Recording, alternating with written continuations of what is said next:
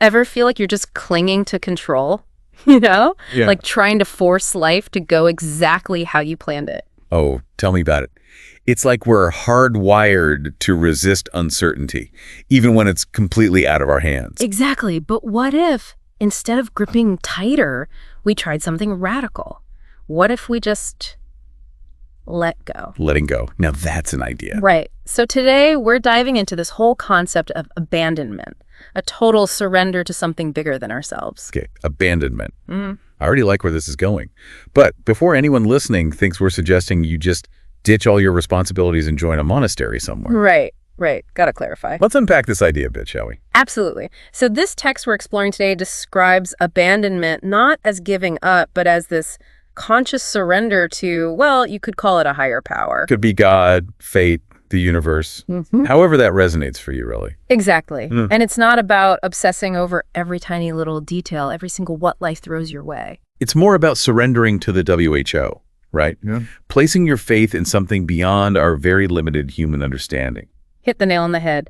But how do we actually put this into practice? Like, what does letting go even look like in daily life? It feels kind of vague when you try to picture it, you know? Absolutely. Think of it this way.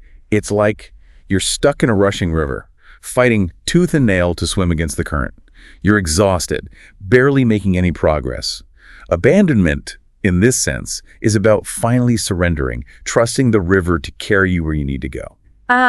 Okay, so it's not about inaction, but a different kind of action. You're not just passively being swept along. There's an element of trust and, dare I say, guidance involved. Exactly. The text describes it as quietly following the attraction given to you, which sounds a little cryptic, I'll admit. But I think what it's getting at is this idea of being present, being open to what feels right in each moment, trusting your gut, so to speak. So how do we know what feels right? Is that where intuition comes in? I think so. It's about tapping into that inner wisdom we all have, that deeper knowing. And sometimes, honestly, it's about simply taking the next right step in front of you, even if you can't see the entire path laid out ahead of time. I'm starting to understand the how a bit better, but the burning question for me is why?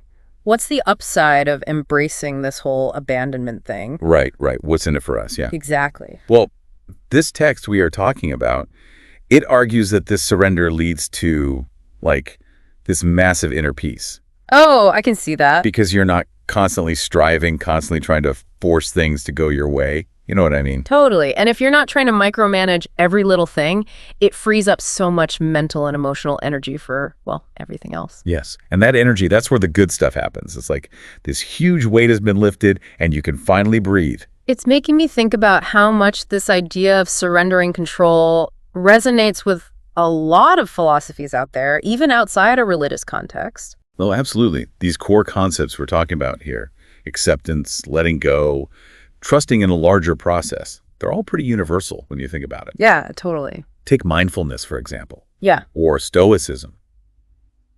Even just setting healthy boundaries in work and life.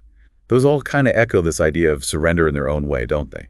It's fascinating how these ideas connect across different beliefs and practices, but it does make you wonder, what would it look like to truly embody this abandonment in our own lives, to fully trust the process, even when things feel uncertain or even, let's be honest, a little bit scary. Yeah, it definitely makes you think, where could you stand to loosen your grip a little? Where are you still clinging to control, maybe unnecessarily? It's something for all of us to ponder, isn't it? Where do you need to let go?